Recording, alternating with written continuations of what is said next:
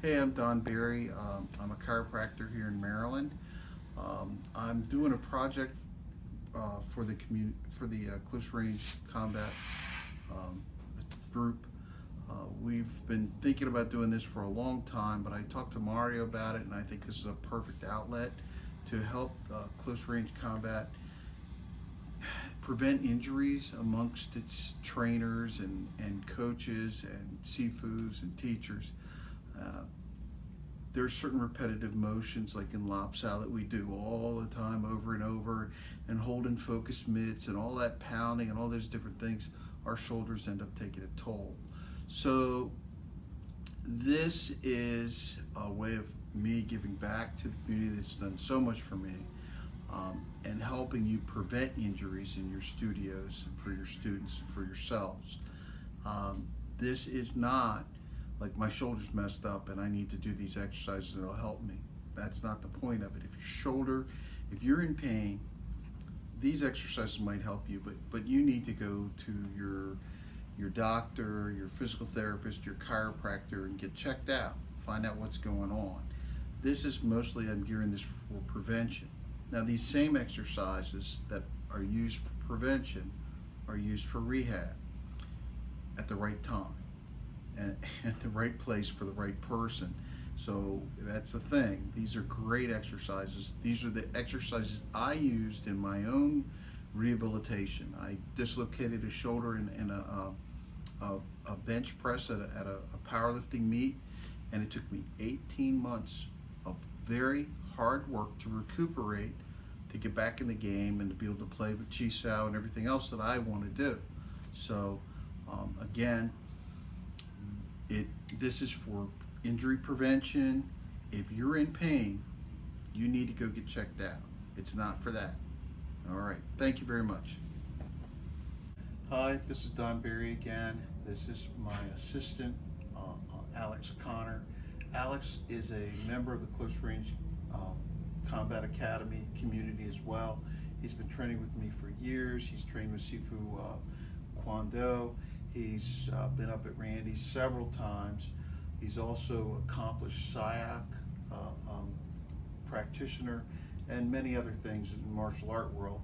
He is a functional movement screen certified trainer.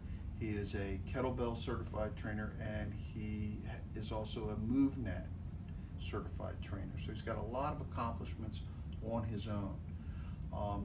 We're going to go through some screening that we use in our office to detect imbalances in movement patterns and just right to left discrepancies. These are things we look for to see how to approach a patient or a client in rehabilitating their movement pattern and strengthen. Now, if any of these things hurt, if they hurt, then we know we've got a clinical issue and you need to see a clinician. These exercises are not for you. The purpose for these exercise videos, again, is basically to make you stronger, more mobile, so you can hit harder and prevent injuries, period. So we're going to start off with some range of motion checking in the cervical spine, because if we have shoulder issues, it might be coming not because the shoulder isn't working right, but maybe the shoulder's overworking because the cervical spine isn't doing its job, the thoracic spine isn't doing its job, or other things. So this is where we start. So clench your teeth. I want you to nod your head chin to chest. Okay, it doesn't hurt him to do this, but he's a little bit off. Come on back up all the way. Now look up at the sky, try to, yes, good extension, back to neutral. Okay, turn your head to the left as far as you can, a little tight, and let's take a look to the right, and that's much better. So there's a discrepancy already in left to right, and that's something that we need to work on. Now, we're gonna take a look at some of the shoulder test. So Alex is going to turn his back to us, and he's going to raise his arms out to his side, put his hands, his thumbs go into the fist. And from here, he's going to take his right hand from the top and then try to touch. So I want to look at this mobility. He's not edging it, and we want to measure about how far it is. Okay, let's go ahead and switch it. left on top. And we see there's a difference of about an inch. This is pretty typical right hand dominant issues. Go ahead and relax it. But they should be close. And ideally, the patient should be able to touch fist. But, you know, not too many people are doing that. As long as it's like within the width of your hand, we're good with that. That should be the length of from your wrist to the tip of your top finger here. That should be the gap. Any more than that, it's a little bit off. Now we're going to look at his thoracic mobility. So feet together, and I want to watch him rotate. So he's going to turn and look at the camera and turn his head. And what I'm trying to see is, can I see his other shoulder? Yes. Let's see the other side. So he's got pretty decent thoracic rotation, and that's good. Excellent. Now, so here's what's an impingement test is what this is called. He's going to place his hand there. He's going to keep his wrist down, okay, and he's going to raise his elbow. Now, go ahead back down. I want to make sure he can do that smoothly without pain. This is typically what I see all the time. If this hurts, again, you refer out. But if it's like, it's a little tender, it's sticking, it's tight, well then there are exercises for it. So that's what I'm getting at. All right, let's see the other one. Okay, raise it. How's it feel? No pain. Okay, good. All right, so that's what we want to know. Now we're going to turn, and again, we're just screening. I just want to know, and you want to know, if this hurts, refer out to an orthopedist, but you want to see how people move. So I want to see if you can take the back of his hand, reach up and touch that shoulder blade. That's great. Also note that this shoulder blade isn't winging. It looks good. All right, let's see the other one. Very nice. Back down. Now reach behind your head and touch with your right. Yep. And then the left. Good. All right, and he shrugged that one a little bit, but that's okay. I want to make sure he can do it. It's smooth. It doesn't hurt. And it's just, these are just screens that I'm looking at. Mobility. Okay. The last thing we're going to do, which ties in a lot of stuff, is what we call the overhead squat pattern. It's a difficult test, but again, this is just things I use that you can utilize to evaluate yourself and see how you move, okay? So he's going to turn and face the camera. We're going to go ahead and do the overhead squat test. Grab a stick, put it on your head. Okay, he's at 90. We press it, lock it out. Shoulder width apart, feet straight like on a railroad track. And he's going to give me a deep squat.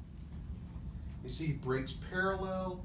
The stick comes forward a little bit, but this is good. That's what I want to see. There's a lot of things I wouldn't want to see if he would be in balance. Go ahead and do it from the side.